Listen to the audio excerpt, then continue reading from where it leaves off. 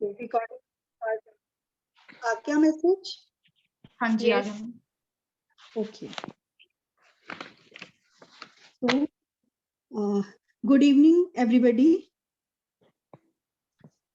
आज हम लोग यहाँ पे शांति देवी आर्य महिला कॉलेज दीनानगर की तरफ से जेंडर सेंसिटिविटी पे पैनल डिस्कशन के लिए इकट्ठे हुए हैं। और ये जो पैनल डिस्कशन है हमें जो है वो हम कोलैबोरेशन में कर रहे हैं with the social security and child and women development department of Punjab.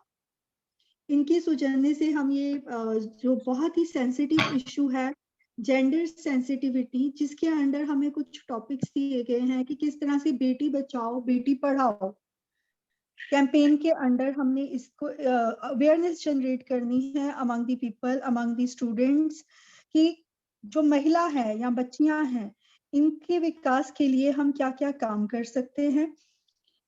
क्योंकि सदियों से हमने देखा है कि विमेन सॉफ्ट टारगेट रही हैं। महिला को शुरू से ही कहीं भी कोई युद्ध हो, कहीं कोई प्राकृतिक आपदा आ जाए या फिर कहीं भी कोई वायलेंस क्रिएट हो जाए तो सबसे पहले जो सॉफ्ट टारगेट होता है वो होती है वहां की विमेन।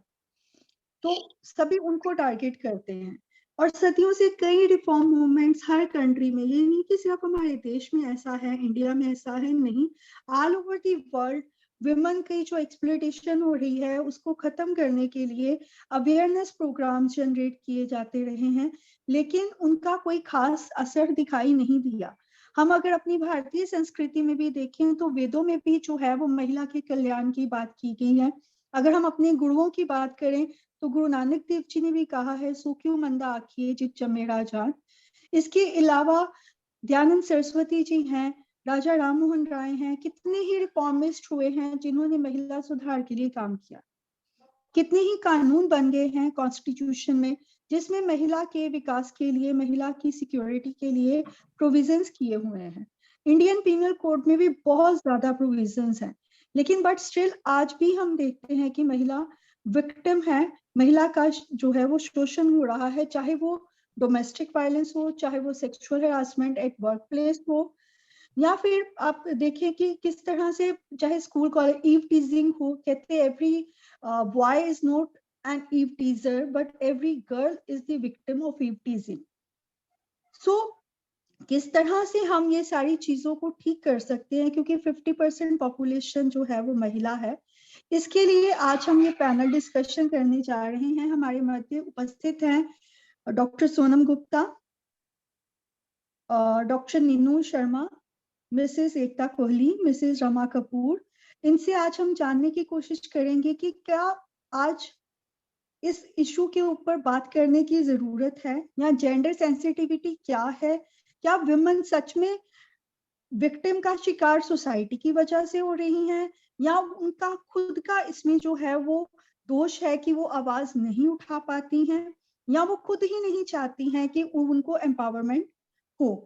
इन सब मुद्दों को आज हम डिस्कस करने के लिए मैं सबसे पहले इनवाइट करती हूँ डॉक्टर सोनम गुप्ता को, जो हमें बताएंगी, क्योंकि ये साइकोलॉजी डिपार्टमेंट के एचओडी भी हैं, तो ये बहुत अच्छी तरह से हमें बता सकते हैं कि विमेन की क्या साइकोलॉजी है, क्यों ये एक्सप्लॉयटेशन हो रही है, सोसाइटी में क्या चल रहा है। हाँ जी, doctor Sonam Gupta, I welcome you. Good evening everyone. Thank you doctor Anjana. आप अपने विचार बताएं कि किस तरह से हम ये इशू को और ज्यादा इलेबोरेटिव वे से देख सकते हैं, समझ सकते हैं। जी मैम, जैसे कि आपने कहा कि विमेन सॉफ्ट टारगेट रही है, तो इसमें सोसाइटी का ही रोल रहा है, क्योंकि शुरुआत जो हुई थी वो सोशल, क्योंकि जो जेंडर है, जेंडर है क्या, जेंडर सिर्फ वही है जो सोशल रोल्स दिए गए हैं, मेन को अलग और विमेन को अलग। तो अगर ये इसकी शुरुआत सोसाइटी से हुई है तो इसके जो ट्रीटमेंट है, जो इसका इलाज है, वो भी सोसाइटी में ही ढूंढना पड़ेगा हमें। तो इसकी जो शुरुआत है, सबसे पहले मुझे लगता है कि जब बच्चा पैदा होता है हमारे घर में, हम वहीं से वो डिफरेंसेस क्रिएट कर देते हैं, बच्चे के माइंड सेट बना देते हैं वहीं से। जैसे कि अगर बॉय हुआ है पैदा तो हम साथ ही कर देते हैं ब्लूज होने चाहिए, ग्रेज होने चाहिए उसके रूम में, उसके कपड़े ब्लू होने चाहिए, ग्रे होने चाहिए। और दूसरी तरफ अगर कोई गर्ल चाइल्ड होती है तो साथ ही हम पिंक्स पर्पल्स पे फोकस करते हैं। तो वो बच्चे के दिमाग में हम पहले से ही एक स्टीरियोटाइप्स बना देते हैं कि this is meant for boys and this is meant for girls. तो वहां से ही हम, मेरे को लगता है कि हम डिफरेंसेस क्रिएट करना शुरू कर देते हैं। हमारे घर में कोई गेस्ट आता है, हम खुद बच्चों को हम कहते हैं, बॉयज अगर बाजार जाते हैं हम कहते हैं उसको कि नहीं नहीं तूने क्या करनी है डॉल, तू गन ले, तू कार्स ले, तू है ना इस तरह के सुपर हीरोज को आप बाय करो।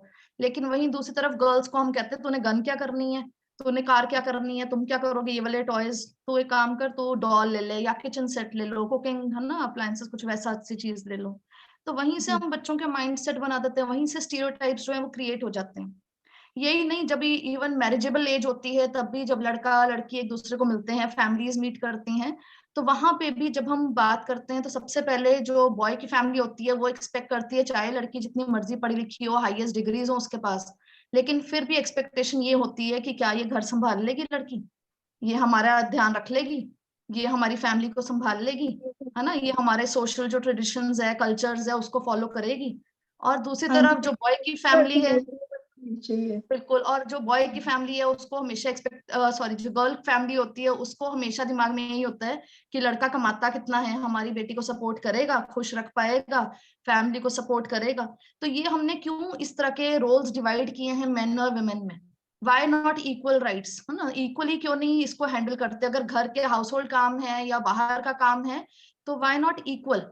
तो अगर हम इक्वली करेंगे तो ऑब्वियसली वो जो शुरू से अगर सिखाया जाएगा, अगर लड़कियों को वो रोल मॉडल्स दिखाए जाएंगे जहां पे वो बिजनेस में भी जा सकती हैं, वो कुछ भी डॉक्टर बन सकती हैं, साइंटिस्ट बन सकती हैं, लीडर्स बन सकती हैं, तो आई थिंक वो थोड़ा सा चेंज वहां सोसाइटी में ही लाना जरूरी है। और पेरेंट्स जो हैं, टीचर्स, पीयर ग्रुप, ये शुरुआत कर सकते हैं इस चीज की। हम जितने मर्जी लेक्चर्स दे दें, हम जितनी मर्जी अवेयरनेस क्रिएट करते, पर जब तक इस चीज को फॉलो नहीं किया जाएगा तब तक इट इज वेरी डिफिकल्ट इस इशू से बाहर आना। हमारे लिए ये हमेशा ही एक सेंसिटिव टॉपिक रहेगा, नहीं तो हमेशा के लिए। सोनम मैम। आपका हाँ हाँ जी जी, मैम। यस। एकता मैम मैम भी कुछ करना चाहते हैं जी। कि चाहे बहुत ज्यादा हम बोलते हैं कि बुक में कि हम डेवलपिंग इकोनॉमी है, ठीक है, अंडर डेवलप से निकल के डेवलपिंग इकोनॉमी की तरफ बढ़ गए हैं या बढ़ चुके हैं, पर मैम यहाँ पे डाटा बहुत सरप्राइजिंग है जो आंकड़े आपको मैं दिखाऊंगी, क्योंकि मैं इकोनॉमिक्स डिपार्टमेंट से हूँ, तो मैं आपको थोड़ा सा डाटा बताना चाहती हूँ इसके बारे में कि पूरे वर्ल्ड में सिर्फ 6 कंट्रीज है मैम जिन्होंने वुमेन को इक्वल राइट्स दिए मेन की, ठीक है। और इसका मतलब जितनी भी ऑल ओवर बाकी उन 6 कंट्रीज को छोड़ के देश हैं वो हमें मेन के बराबर 3/4 राइट्स देते हैं। उसके बाद जो आम एक लड़की है उसको एक लड़के के मुकाबले 11% कम पॉकेट मनी मिलती है खर्च करने के लिए, 11%। और उसके बाद ऑस्ट्रेलिया जो आजकल डेवलप्ड कंट्रीज में आ रहा है, तो वहां पे एक सरप्राइजिंग डाटा है कि 15 ईयर से ऊपर की हर लड़की, 3 में से 1 लड़की जो है किसी ना किसी तरह की वायलेंस से पीड़ित है। तो अगर अमेरिका, ऑस्ट्रेलिया जैसी कंट्रीज का डाटा ये दिखाता है तो फिर हम कहाँ पे स्टैंड करते हैं मैम? बिल्कुल मैम, बिल्कुल सही। वही अर्बनाइजेशन, एजुकेशन से फर्क तो पड़ रहा है, लेकिन it is not still changing the scenario. Scenario वहीं का वहीं खड़ा है। अभी तक वो चीज जो हम देखना चाहते हैं, बदलाव जो देखना चाहते हैं, वो अभी तक कहीं दूर दूर तक दिख नहीं रहा है। जो हम कहते हैं जेंडर इक्वालिटी, वो कहीं दिख नहीं रही है अभी तक। बट मैम कहीं आपको ये नहीं लगता कि वुमेन खुद रिस्पॉन्सिबल है for all these things? Yes ma'am women तो चलो है ही है, वुमेन के साथ साथ सोसाइटी देखो ना। हम कहते हैं कि हम बच्चों के लिए, बॉयज के लिए ब्लूज नहीं, देखिए ना, बॉयज के लिए हम कहते हैं ब्लूज करना है, गर्ल्स के लिए पिंक करना है। तो अगर हम मान लो अपने बॉय को पिंक कलर पहना के लेके जाते हैं, फ्रॉक, मान लो मैं बॉय को फ्रॉक पहनाती हूँ, तो वो क्यों जोड़ा गया है कि ये ड्रेसेस गर्ल्स के लिए है, ये बॉयज के लिए? सोसाइटी है ना। तो इन चीजों का कुछ रोल जो है, मैं जैसे कॉमर्स सब्जेक्ट मेरा है, तो कमर्शियलाइजेशन नहीं हो गई इन चीजों की। गर्ल्स, अब देखिए एक एड आ रही है, एडवर्टीजमेंट शोन हो रही है जिलेट ब्लेड्स की, शेविंग क्रीम की, उसमें गर्ल्स क्या करने आ रही हैं? लेकिन हम लोगों ने, गर्ल्स बॉयज, इन मुद्दों से हट के हमने पता क्या कर लिया हुआ है, हम कमर्शियलाइजेशन की तरफ चल पड़े हैं, हम मटीरियलाइजेशन की तरफ चल पड़े हैं। हमारे पहले भी ऐसे होता था, जो मर्द प्रधान समाज जिसको हम कहते हैं, तो उसमें क्या है, जो मर्द है वो बाहर जाके कमाएंगे, मतलब वो, क्योंकि वो फिजिकली स्ट्रांग माने जाते थे, और औरतें घर का काम करेंगी, 4 दीवारी में रहेंगी। लेकिन 4 Ps, ये यहाँ पे आप प्राप्त कर रही हूँ, in reality the life expectancy of Indian women is greater than man. हाँ, वो क्यों? क्योंकि अब मेडिकल फैसिलिटीज ज्यादा हो चुकी हैं। पहले मैम इसमें इतनी एक और मेडिकल बात है, फैसिलिटी नहीं होती थी। लाइफ एक्सपेक्टेंसी का एक और पॉइंट है, इसलिए क्योंकि लेडीज को हम माना जाता है कि we don't keep things with in us, हम पेंट अप फीलिंग्स नहीं रखते, हमारी शेयरिंग ज्यादा है। और मेन जो शेयरिंग होते हैं ना, ज्यादा वो है। शेयर कम करते हैं, तो वो स्ट्रेस और हाँ, सीएचडी के इंट्रोवर्ट केसेस होते हैं, उनमें ज्यादा यहाँ men भी are ma'am more introvert। Societal factor आ जाता है मैडम, 1 सेकेंड, यहाँ भी एक सोसाइटियल फैक्टर है। हम ये भी बताते हैं कि लड़कियां रो लेती हैं, लड़के नहीं रोते। जब कोई रोता है, बॉय रोते हैं, तो कहा जाता शेयर है क्या करते हैं। लड़कियों की तरह रो रहा है। बिल्कुल बोले मैम। भी नहीं और ये देखो डायलॉग्स, हमारी मूवीज के डायलॉग्स, मर्द को दर्द नहीं होता, ये व्हाट इज बिल्कुल मैम, दिस? ये लैंग्वेज में बहुत फर्क है, क्योंकि हम न्यूट्रल, हमारी ये लैंग्वेज जेंडर से न्यूट्रल ही वर्ड्स नहीं यूज करते हम। हाँ, हमारे लैंग्वेज में ही जेंडर जो डिस्क्रिमिनेशन है वो तो है ही है, स्टार्टिंग से ही है। हम बेटी बैठी होगी, बेटा बैठा होगा, हम बेटी को ही उठाएंगे ये काम करके, हम बेटे को उठाएंगे ही नहीं, और वो आगे से फास्ट फॉरवर्ड होके करेगा, मैं नहीं करूंगा ये काम। मैम बेटे वर्ड्स को हम बता डिफरेंट यूज सकते हैं करते हैं, ना। हम बॉयज के लिए वर्ड्स यूज करते हैं, ब्रेव है, एडवेंचरस है ना, ब्रेड विनर है, इंडिपेंडेंट है। बिल्कुल वहीं पे गर्ल्स के लिए हम ये वर्ड्स नहीं यूज करते, हम कहते हैं टॉलरेंट है, पेशेंट है, सॉफ्ट है, सेक्रीफाइसिंग है, केयरिंग है, एडजस्टिंग है। तो बिल्कुल वर्ड्स ही बिल्कुल देखिए डिफरेंट ना, हम यूज तो करते हैं बिल्कुल गर्ल्स के लिए। लैंग्वेज पे हमारी, तो हम तो लैंग्वेज से ही उनको एक इक्वलेंट नहीं कर रहे, हम बिल्कुल बाकी मैम। चीजों से तो बड़ी दूर की बात है हम करेंगे। हमारी जो रूट कॉजेज है ना, हमने रूट से ही पकड़ा हुआ है कि लेडीज अलग हैं, जेंट्स अलग हैं, तो वहीं से शुरुआत हो जाती है कि हम लोग इनको बराबर कभी कर ही नहीं सकते। आई डोंट थिंक सो कि आफ्टर 50 इयर्स भी हम लोग ऐसे मीटिंग करेंगे ना, जब आफ्टर 50 ईयर भी ये मीटिंग सेम होगी ना, इश्यूज होंगे। तो आई थिंक जेंडर डिस्क्रिमिनेशन ऐसे ही होगा। और सेम मैम जब शादी sorry to interrupt you all. I totally agree with you all कि अब धीरे धीरे सोसाइटी चेंज हो रही है, but the thing is ingrained in our minds that girls are different from boys. You are right that pink is for girls and gray or blue is for boys. That thing is ingrained in our minds, and that thing is ingrained by our parents or by the society. But I think slowly our society is moving towards accepting this fact that girls are equal to boys. Birth of a girl is equally celebrated. Yes ma'am. Birth of a girl is equally celebrated in the families. आज बेटियों के होने पे भी हम celebration करते हैं, parents celebration करते हैं। जहाँ पे आप शहरों में देखिए अर्बनाइजेशन है, जहाँ पे वहां पे लोग, अब देखिए 2 बेटियां हैं या 2 बेटे हैं या बेटा बेटी है, अब बेटी का आना भी वेलकम किया जाता है, पेरेंट्स सेलिब्रेट करते हैं। बट द थिंग इज कि अगर बेटियां भी है, नो डाउट हम उनको एक्सेप्टेंस दे रहे हैं, लेकिन फिर वही बात आती है, मैं अपनी एमकॉम की गर्ल्स के साथ भी डिस्कस करती हूँ कि बेटे जब आपका भाई घर आता है या आपके पापा घर आते हैं, तो मम्मा किसको कहती हैं पानी देने के लिए? आपको कहती हैं कि भाई आया, थक के आया, आप पानी दीजिए। मैं क्या, आप भी तो जाते हैं पढ़ के, ठीक है, आप बसेस में जाते हो, थके हुए जाते हो, गर्मियों के दिन होते हैं, भाई घर पे बैठा है, क्या आपके मदर ने कभी ये बोला कि बहन आई है चलिए उसको पानी दीजिए? बोलती है मैडम बिल्कुल नहीं। तो हम यही कहते हैं कि no doubt the society is moving towards equalisation of boy and girl, but still हम खुद ही रिस्पॉन्सिबल हैं उस चीज के लिए। हम ये क्यों नहीं देखते कि अगर गर्ल्स खाना बनाना सीखेंगी तो बॉयज को भी सीखना चाहिए, अगर बॉयज कमाते हैं तो why not girls? Only boys are not responsible for earning the bread of the family. Girls are equally responsible. Similarly, if girls are responsible for the household work, why not boys? So that thing is inculcated in the society itself. बेटा हो, ये नहीं बोलते हैं कि आपके घर बेटी हो, हम बोलते हैं कि भगवान आपको खुशियां दे, आपके घर बेटा हो। कभी किसी को ये नहीं बोला जाता। लैंग्वेज हमारी में वो आ गई ये चीज। मैं तो पहले ही when a mother is expecting, तो हम उनको छोटे बाल गोपाल देते हैं। आज तक किसी ने कभी किसी को लक्ष्मी जी नहीं दी कि ये लीजिए लक्ष्मी जी आपके घर आए। तो बाल गोपाल हम जरूर देते हैं। This is with us also. हम चाहे जितना मर्जी पढ़ लिख गए हैं, हम भी अगर दूसरी बेटी होने पे किसी को बधाई देने से पहले हिचकिचाते हैं।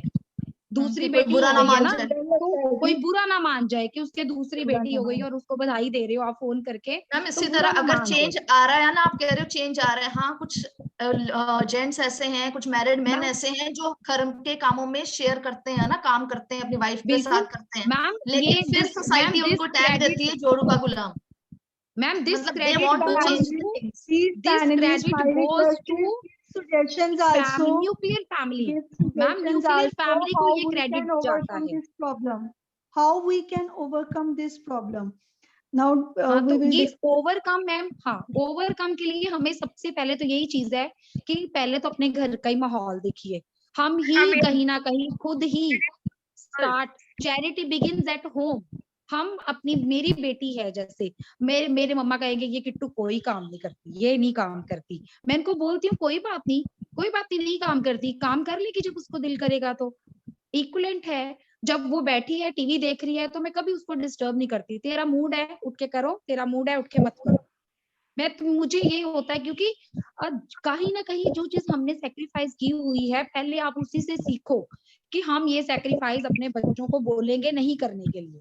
तो this is not only with girls, this is boys also, कि अगर वो अपनी मर्जी से कुछ कर रही है एट दैट टाइम, हम पेरेंट्स हैं, हम उसको ये नहीं बोलेंगे छोड़ इसको ये कर, छोड़ इसको ये कर।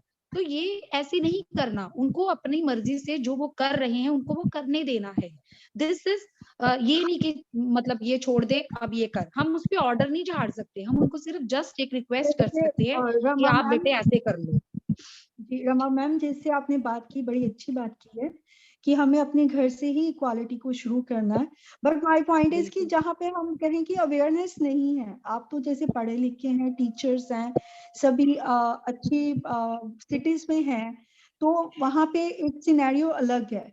लेकिन अगर हम बात करें ट्राइबल एरियाज की, रूरल एरियाज की, मैम मैं ट्राइबल एरिया की बात करती हूँ आपसे। ट्राइबल एरिया सुनिए, tribal area much better than us urbanisation areas.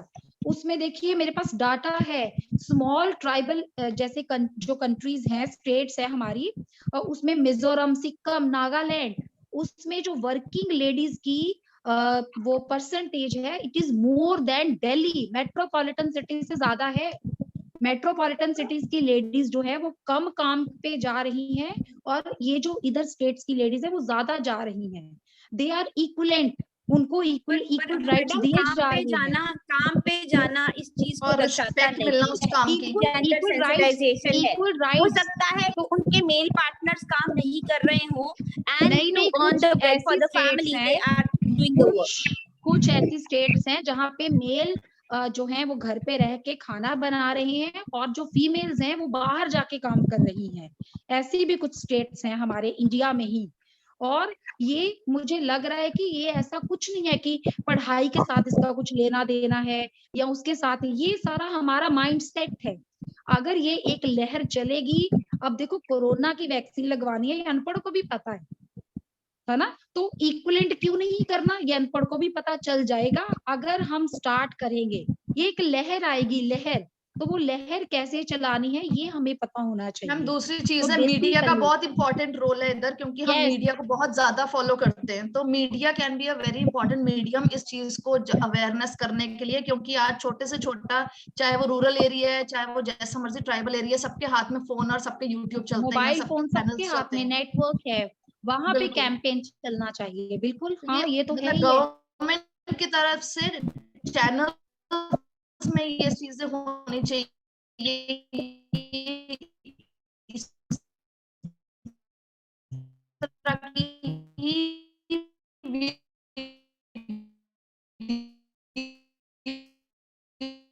Videos जो है प्रमोट होनी चाहिए। आ रही है मैम, हमें आ रही है। और एक मेन बात मैम कि जैसे पूरे वर्ल्ड का अगर आप डाटा देखते हो तो ओवर 100 बिलियन वुमेन, लड़कियां और औरतें ऐसी हैं जिनको लीगल प्रोटेक्शन नहीं मिली against the domestic violence and domestic economic violence.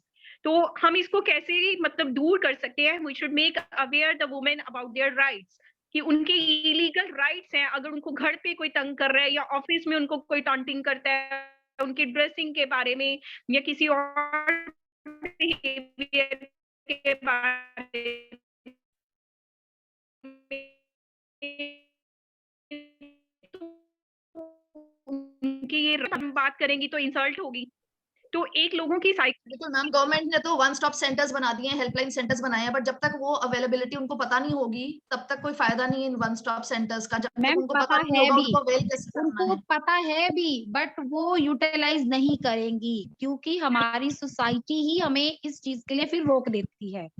अब जैसे हम बसेस में जाते हैं, बसेस में हमें कोई तंग कर रहा है, इवन हमें कोई हरासमेंट हो रहा है, हम उसके अगेंस्ट एक्शन लेने ही नहीं पसंद करते।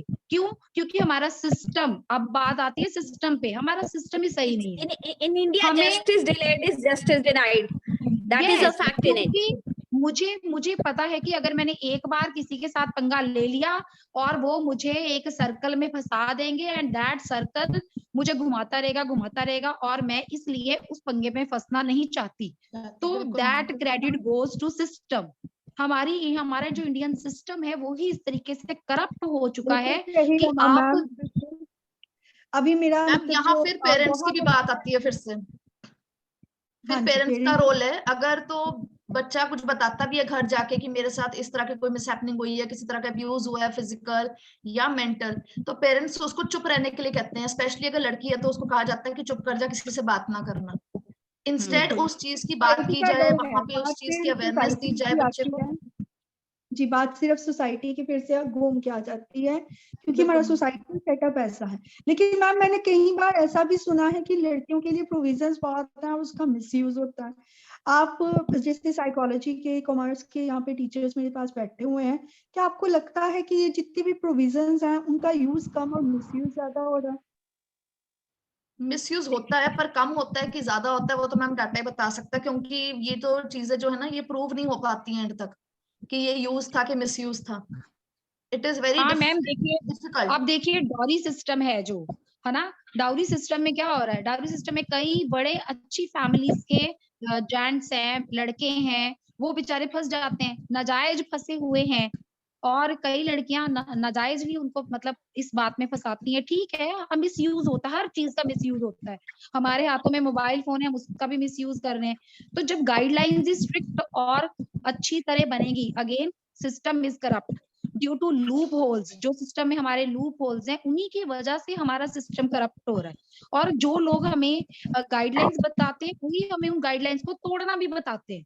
तो जब तक ये सिस्टम ऐसे चलता रहेगा तब तक हम जितनी मर्जी इश्यूज को उठाते जाएं, हमारा ये इशू ऐसे ही ऐसे रहेगा और हम कोई इस पे सुधार नहीं कर सकते।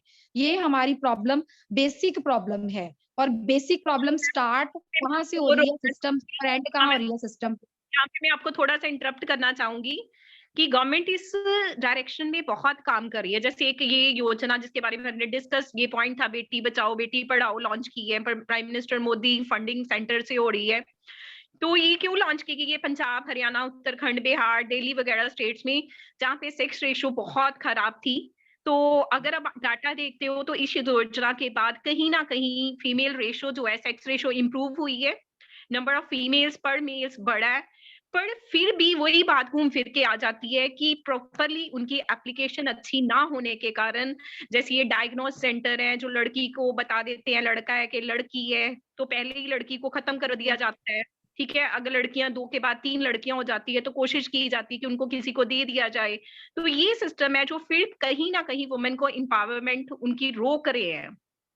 गवर्नमेंट तो ट्राई कर रही है, फिर घूम के बात आती है हम लोगों की। मैम मैं वही बता रही हूँ, करप्शन, करप्ट चीजें। तो इसका मतलब यही है ना कि जो बंदे हमें गाइडलाइंस देते हैं वही करप्ट करने की भी गाइडलाइंस दे रहे हैं ना। तो लूप होल्स क्यों छोड़नी बीच में?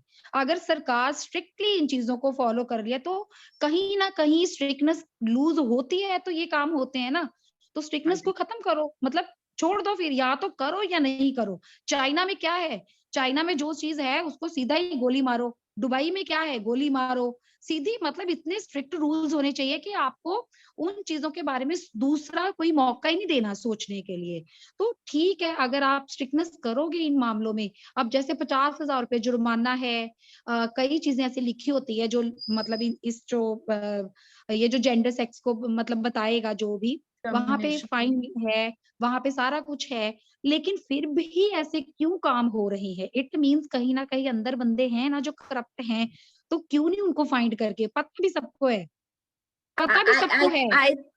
I think there is no end to this discussion, right? Yes. तो हम क्यों ना अपने लेवल पे जहाँ हम पढ़ाते हैं, जिन बच्चियों को हम पढ़ाते हैं, वहीं से Education उनसे is ये a very promise लिया important जाए vital, ma'am. कि हाँ, this topic is very important, and I think it must be discussed in schools, colleges, universities, और same discussion boys और girls के साथ सामने सामने होनी चाहिए, ताकि उनको भी पता लगे मैम, मैं कि तो society डिस्कशन हमारी होनी किधर चाहिए जा मैम, रही है। क्योंकि it is a collaborative effort. ये एक जेंडर नहीं कर सकता, क्योंकि एटीट्यूड अगर हमें चेंज करना है, सिर्फ मेन का नहीं करना, वुमेन का भी एटीट्यूड चेंज होना चाहिए। तो दोनों मैम, के मैं तो यही कह रही हूँ कि शादी से पहले एक शर्त होनी Let's all चाहिए। give some time to our dear coordinator. She wants to say something, I think. जी, टाइम शॉर्ट है हमारे पास, टाइम इज रनिंग आउट। तो I want to thank you all. Suggestions बहुत अच्छी आई हैं। नो डाउट सिस्टम करप्ट है, लेकिन हम अगर अपनी, क्योंकि हम सभी इंस्टीट्यूशंस में पढ़ा रहे हैं, कॉलेजेस में हैं, स्कूल्स में भी टीचर्स हैं, तो अगर कहीं हम शुरू से ही अपनी नींव को मजबूत करने की कोशिश करेंगे तो आई एम श्योर कि रिजल्ट अच्छे आएंगे। नियर फ्यूचर में इंडिया का या फिर पूरे all over world scenario change होगा और महिला की कंडीशन भी इम्प्रूव होगी, और इस तरह की कैंपेन की हमें जरूरत पड़ेगी ही नहीं। So thank you so much all.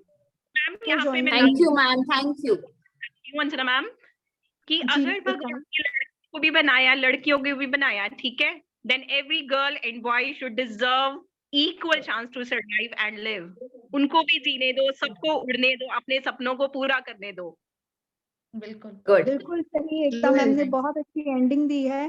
Thank you so much to all my thank you ma'am, thank you ma'am, thank you thank you so much, thank you, thank you, bye bye.